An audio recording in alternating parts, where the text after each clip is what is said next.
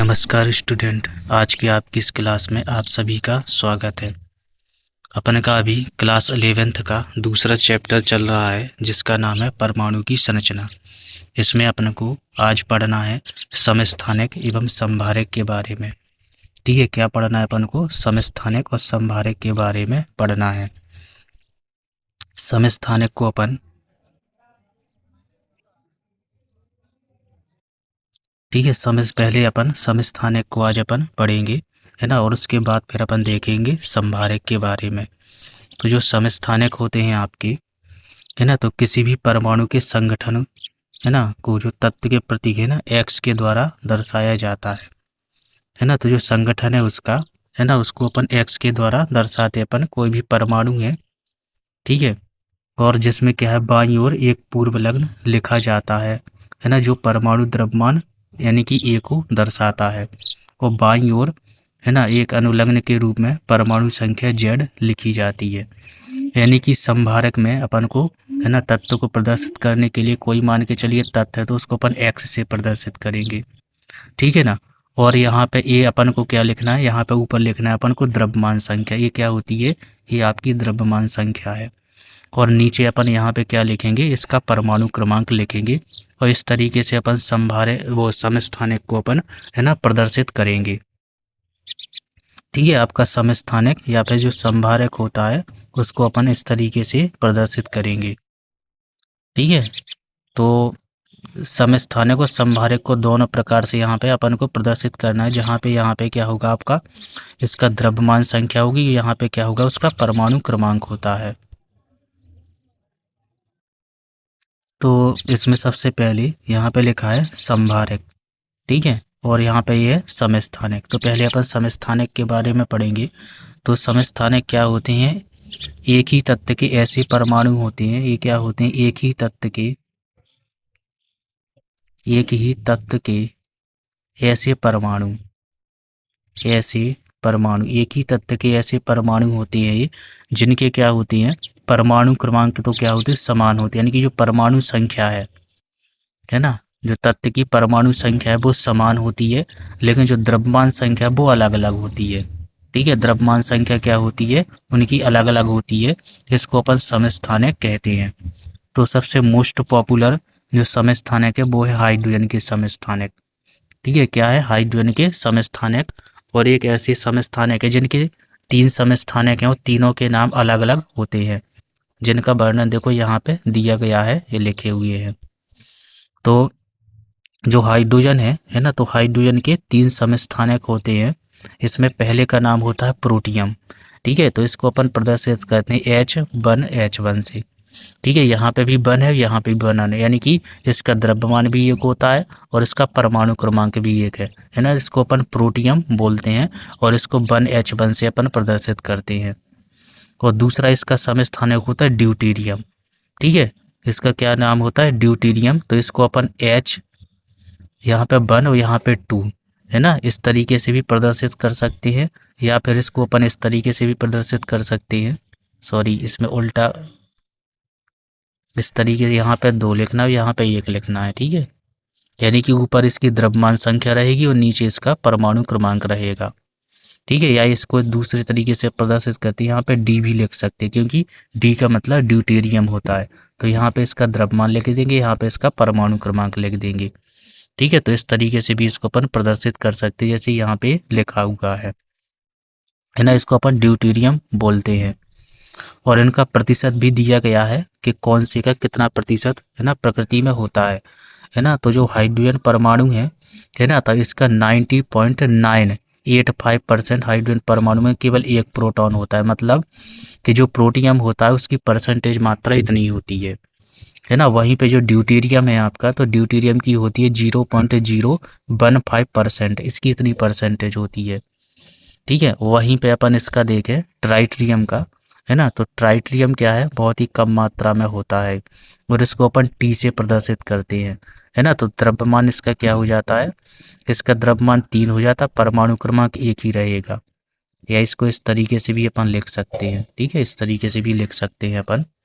ठीक है, बाकी तीनों के नाम अलग अलग हैं, तो तीनों के संकेत भी अपन अलग अलग लिख सकते हैं। पहला प्रोटियम, दूसरा ड्यूटेरियम, तीसरा होता है ट्राइट्रियम। अब इसमें ऐसा क्यों होता है?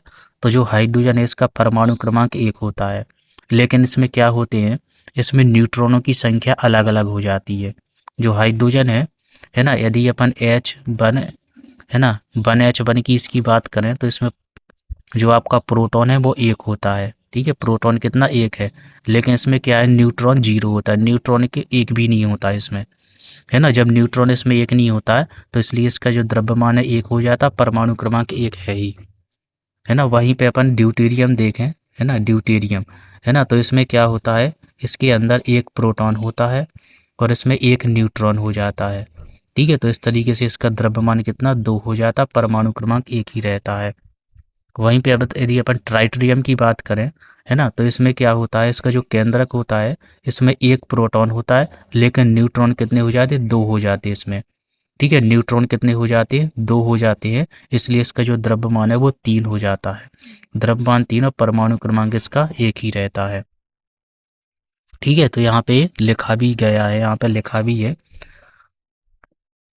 जो इसमें है ड्यूटेरियम में है ना, तो यहाँ पे लिखा है पहले जो प्रोटियम है, तो प्रोटियम में लिखा है कि इसमें केवल 1 प्रोटॉन होता है, यानी कि इसमें न्यूट्रॉन नहीं होता है।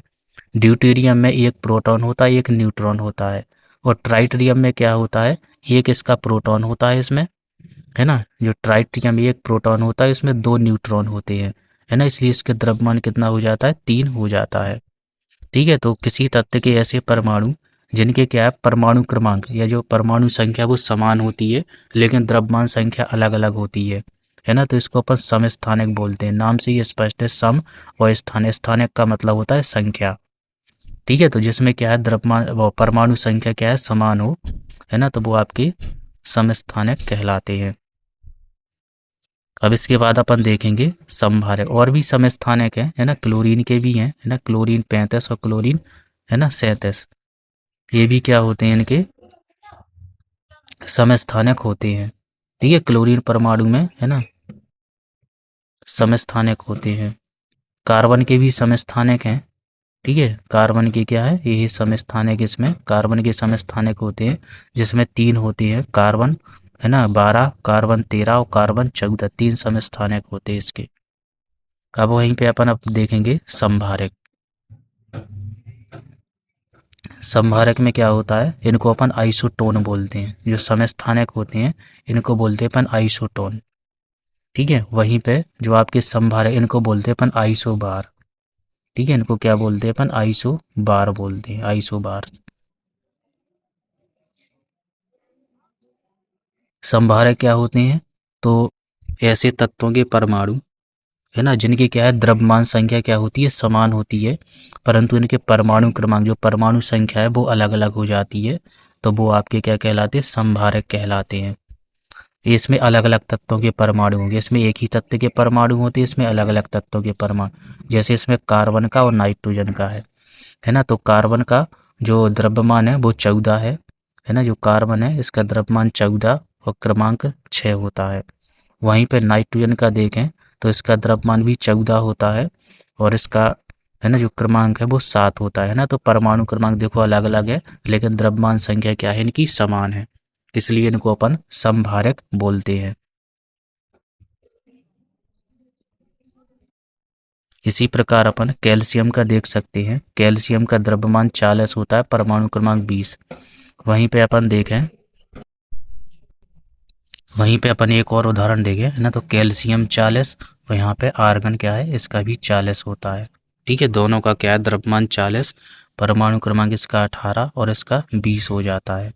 ठीक है, तो ये भी क्या है, इसके समभारक होते हैं।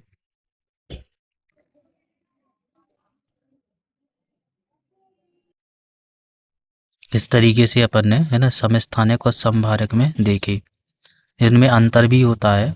ठीक है, तो अंतर भी आ सकता है, तो यही आधार पे अपन को अंतर अपन इसमें लिख सकते हैं। ठीक है, इसके बाद कुछ और चीज़ें दी गई हैं इसमें। समस्थानिक के विषय में अंतिम महत्वपूर्ण बात है कि परमाणु के रासायनिक गुण इलेक्ट्रॉनों की संख्या द्वारा नियंत्रित होते हैं, जो नाभिक में प्रोटॉनों की संख्या द्वारा निर्धारित होते हैं। नाभिक में रासायनिक गुणों पर न्यूट्रॉनों की संख्या का प्रभाव कम होता है तथा रासायनिक अभिक्रिया में सभी समस्थानिक एक सा व्यवहार करते हैं। इसके बाद यहाँ पे कुछ उदाहरण भी दिए गए हैं। ठीक है, यहाँ पे सवाल है इसमें न्यूमेरिकल, इनको भी अपन देख लेते हैं, है ना। तो इसमें एक उदाहरण दिया गया है कि 35 ब्रोमीन 80 में प्रोटॉन और न्यूट्रॉन और इलेक्ट्रॉनों की संख्या का परिकलन कीजिए, है ना। तो इससे अपन निकाल सकते हैं। अब चूंकि इसमें 35 लिखा है तो ये परमाणु क्रमांक है। ठीक है, ये क्या है, परमाणु संख्या है, तो इससे प्रोटॉन इसमें 35 हो जाएंगे। ठीक है, प्रोटॉन 35 हो जाएंगे और साथ में इसमें इलेक्ट्रॉन है तो इलेक्ट्रॉन भी इसमें 35 हो जाएंगे। ठीक है, प्रोटॉन 35 हो गए और इलेक्ट्रॉन 35 हो गए और इसका द्रव्यमान है 80। ठीक है, तो अपन को न्यूट्रॉन की संख्या निकालना है। ठीक है, प्रोटॉन आपके 35 हो गए। ठीक है, और इसमें इलेक्ट्रॉन आपके 35 हो गए। ठीक है, तो दोनों की संख्या अपन को पता चल गई इसके परमाणु क्रमांक से। अब अपन को निकालना है इसमें न्यूट्रॉन की संख्या। तो न्यूट्रॉन की संख्या निकालने के लिए अपन क्या करेंगे, जो इसकी द्रव्यमान संख्या 80 है, इसमें से अपन 35 घटा देंगे। इसमें से अपन 35 घटा देंगे इसके। ठीक है, इसमें ये अपन 35 घटा देंगे। ठीक है, तो जैसे ही अपन घटाएंगे तो आंसर कितना आ जाएगा, ये आ जाएगा आपका, है ना, 45 आ जाएगा इसका। ठीक है, 45 आ जाएगा, तो इससे 45 कितने हो जाए, क्या हो जाएंगे, न्यूट्रॉन हो जाएंगे इसमें। ठीक है, 45 कितने क्या हो जाएंगे इसमें, 45 में न्यूट्रॉन हो जाएंगे, है ना। तो इस तरीके से अपन तीनों चीज़ें निकाल सकते हैं यदि उसका आपको ये संकेत दिया गया है ना, समस्थानिक दिया गया है, संभारक दिया गया, तो आप उससे तीनों चीज़ें निकाल सकते हैं। इसके बाद अगला है इसमें, किसी स्पीसीज में इलेक्ट्रॉन प्रोटॉन न्यूट्रॉनों की संख्या क्रमशः 18, 16 और 16 है। इसका प्रयुक्त प्रतीक, इसका आपको अपन को प्रतीक लिखना है। ठीक है, प्रतीक लिखने के लिए अपन क्या करेंगे, क्रमशः दिए गए, तो पहले है इलेक्ट्रॉन। ठीक है, तो इलेक्ट्रॉन का कितना है, 18, तो यहाँ पे 18 लिख देंगे। फिर है प्रोटॉन, प्रोटॉन कितने हैं, 16 है इसमें। ठीक है, इलेक्ट्रॉन इसमें 18 हो गए, प्रोटॉन इसमें 16 हो गए, है ना। तो प्रोटॉन लिख देंगे अपन 16। वहीं पे फिर न्यूट्रॉन कितने हैं, 16, न्यूट्रॉन कितने हैं इसमें, 16, है ना। तो इसको अपन को प्रतीक लिखना है। तो प्रतीक लिखने के लिए सबसे पहले इसको अपन एक्स लिखेंगे। ठीक है, यहाँ पे अपन को द्रव्यमान लिखना होता है, यानी ए का मान, और यहाँ पे अपन को परमाणु क्रमांक लिखना होता है। ठीक है, तो द्रव्यमान निकालने के लिए अपन क्या करेंगे, प्रोटॉन और न्यूट्रॉन को जोड़ देंगे। ठीक है, क्या करेंगे अपन, प्रोटॉन और न्यूट्रॉन को अपन जोड़ देंगे, और जब इनको जोड़ेंगे तो हो जाएगा 32। ठीक है, तो अभी एक्स अपन को पता नहीं है, यानी कि जो 18 है, 18 है ना, तो कितना 18 किसका हो,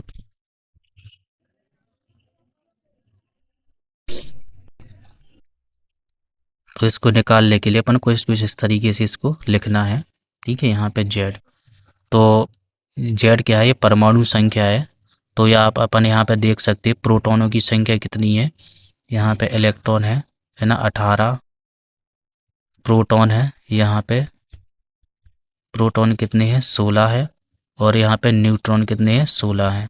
ठीक है, तो इससे अपन को प्रोटॉन की संख्या से अपन को देखना है, कभी भी इलेक्ट्रॉन की संख्या से परमाणु संख्या को परिभाषित नहीं करना, क्योंकि यहाँ पे देख रहे हो इलेक्ट्रॉन 18 हैं और प्रोटॉन 16 हैं, मतलब दोनों की संख्या बराबर नहीं है। इसका मतलब इसके पास 2 इलेक्ट्रॉन ज़्यादा हैं, है ना। इसके पास क्या है, इसके पास 2 इलेक्ट्रॉन एक्स्ट्रा में है, यानी कि ये क्या है, ये ऋणावेशित कण होगा, है ना, जो भी है ये ऋणावेशित होगा। तो सबसे पहले इसका द्रव्यमान अपन निकाल लेंगे, इन दोनों को जोड़ देंगे, है ना। तो द्रव्यमान यानी कि ए की वैल्यू इसमें 32 आ जाएगी। ठीक है, तो यहाँ पे अपन को लिख देना है 32। ठीक है, यहाँ पे क्या लिख देना अपन को, 32, और यहाँ पे क्या है, परमाणु यानी कि प्रोटॉन दिए गए, प्रोटॉन दिए गए अपन को 16, है ना। तो इसका जो परमाणु क्रमांक है वो 16 आ जाएगा। ठीक है, परमाणु क्रमांक 16 आ जाएगा, और परमाणु क्रमांक 16 आने से अपन को पता है कि जो परमाणु क्रमांक 16 है वो सल्फर का होता है। ठीक है, क्या होता है, इस सल्फर का होता है ना। तो ये आ जाएगा 32 सल्फर 16। लेकिन अभी यहाँ पे अपन देखेंगे कि अभी इसमें क्या है, प्रोटॉन और जो इलेक्ट्रॉन की संख्या क्या है वो बराबर नहीं है। ठीक है, इसमें इलेक्ट्रॉन की संख्या कितनी 18 है और प्रोटॉन की कितनी है इसमें 16 है ना। तो इससे अपन घटा देंगे इसको, है ना। तो इस पर चार्ज स्पीसीज आ जाएगी, है ना, कि इलेक्ट्रॉन की संख्या इसमें 2 ज़्यादा है है नहीं। अब इलेक्ट्रॉन इस पे 2 ज़्यादा हैं तो इलेक्ट्रॉन पे क्या आ जाए, इस पे माइनस आ जाएगा। ठीक है, तो इसका जो संकेत होगा वो आपका सल्फर, है ना, परमाणु क्रमांक 32। ठीक है, वो यहाँ पे सॉरी, परमाणु द्रव्यमान, जो द्रव्यमान है, द्रव्यमान संख्या 32 और परमाणु क्रमांक 16, और यहाँ पे 2 इलेक्ट्रॉन ज़्यादा है तो -2 आ जाएगा ये। ठीक है, तो इस तरीके से अपन इसको निकाल सकते हैं। वही चीज़ यहाँ पे दी गई है यहाँ पे। ठीक है, बताया गया है कि ये स्पीसीज क्या है, उदासीन नहीं है। ठीक है, ये क्या है, न्यूट्रल नहीं है, क्योंकि इसमें प्रोटॉन और इलेक्ट्रॉन की संख्या बराबर नहीं है ना। तो इसमें अपन घटा देंगे 18 में से 16, है ना, तो 2 आ जाएगा, यानी कि 2 इलेक्ट्रॉन इसमें ज़्यादा है ना, तो ये स्पीसीज ये बन जाएगी।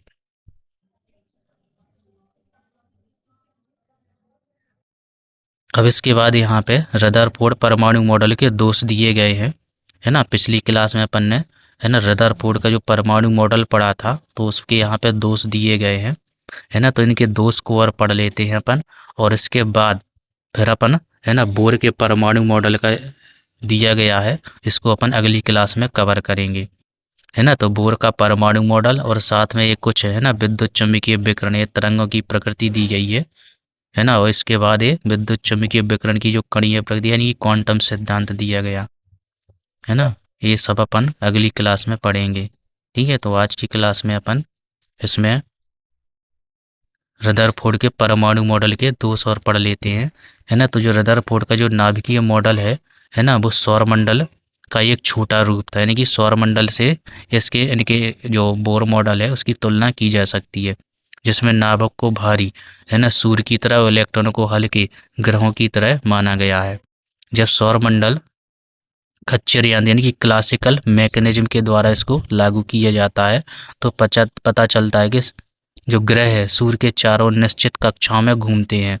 ग्रहों के बीच, है ना, गुरुत्वाकर्षण बल, है ना, गुरुत्वाकर्षण बल क्या होता है, F बराबर G/m बटे में d²। ये गुरुत्वाकर्षण का सार्वत्रिक नियम होता है ना। r² लिख दो या फिर d² लिख दो आप। ठीक है, इसके बाद इसमें अपन देखेंगे कि के द्वारा दिया जा सकता है। m1 और m2 क्या है, द्रव्यमान है, और r क्या है, उनके बीच की दूरी बोल सकते हैं या फिर त्रिज्या बोल सकते हैं, और g क्या है, गुरुत्वाकर्षण स्थिरांक होता है। इस सिद्धांत से ग्रहों की कक्षाओं के बारे में सही गणना की जा सकती है, जो, है ना, प्रायोगिक मापन से मेल भी खाता है। इसके बाद सौरमंडल नाभिकीय मॉडल में समानता से यह सुझाव मिलता है कि इलेक्ट्रॉन नाभिक के चारों निश्चित कक्षाओं में गति करते हैं। इसके अतिरिक्त इलेक्ट्रॉन और नाभिक के बीच कूलॉम बल, है ना, K/Q1 Q2/r² होता है, जहाँ Q1 आवेश हैं और r क्या है, उनके बीच की दूरी है। K क्या है, अनुपातिक स्थिरांक है। कूलॉम बल गणितीय रूप में गुरुत्वाकर्षण बल के समान होता है, परंतु जब कोई पिंड किसी कक्षा में गति करता है तो त्वरण होना चाहिए। यदि पिंड किसी कक्षा में स्थिर वेग से गति कर रहा है तो भी दिशा परिवर्तन के कारण त्वरण होना चाहिए। अतः नाभिकीय मॉडल में कक्षाओं में घूमते ग्रहों की तरह इलेक्ट्रॉन का भी त्वरण होना चाहिए, और मैक्सवेल के विद्युत चुम्बकीय सिद्धांत के अनुसार त्वरित आवेशित कणों को विद्युत चुम्बकीय विकिरण, है ना, कि उत्सर्जन करना चाहिए। ग्रहों के साथ ऐसा इसलिए नहीं होता क्योंकि वे आवेशित नहीं है, इसलिए किसी कक्षा में उपस्थित इलेक्ट्रॉन से विकिरण उत्सर्जित होगा, और इस विकिरण के लिए ऊर्जा इलेक्ट्रॉनिक गति से प्राप्त होगी, है ना। इस प्रकार क्या है, इस प्रकार कक्षा है छोटी होती जाएगी। गणनाओं से यह पता चलता है कि इलेक्ट्रॉन को सर्पिल पथ से नाभिक में पहुंचने में, है ना, ये इतना समय लगता है, कितना, 10⁻⁻8 सेकंड का समय लगता है, किंतु वास्तव में ऐसा नहीं होता। इस प्रकार यदि इलेक्ट्रॉन की गति, है ना, क्लासिकल मैकेनिज्म और विद्युत चुम्बकीय सिद्धांत के अनुसार वर्णन किया जाए तो रदरफोर्ड का परमाणु मॉडल, है ना, किसी परमाणु के स्थायित्व की व्याख्या नहीं कर पाता, क्योंकि उन्होंने बताया था कि जो ये प्रोटॉन है और इस तरीके से जो इलेक्ट्रॉन इस तरीके से चक्कर लगाते हैं, है ना, तो इलेक्ट्रॉन ये चक्कर लगाते लगाते क्या है, ये नाभिक में चला जाएगा, है ना। इससे क्या होता है कि परमाणु क्या है, स्थिर नहीं माना गया।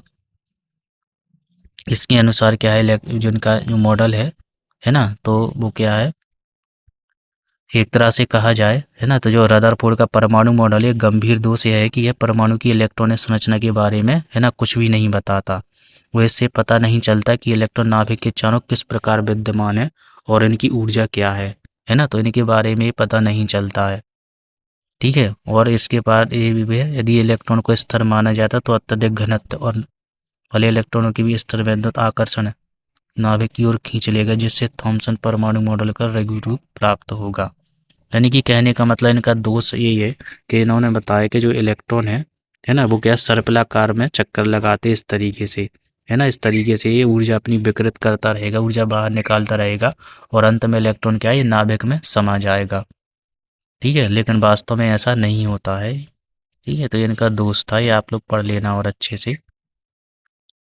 अब इसके बाद जो बोर के परमाणु मॉडल है ना, तो इसको पढ़ने से पहले कुछ चीज़ें जो अपन को हैं वो समझनी पड़ेंगी, है ना, तो इसको अपन अगली क्लास में कवर करेंगे, है ना। और जो आज की क्लास है वो अपनी यहीं पे समाप्त करते हैं।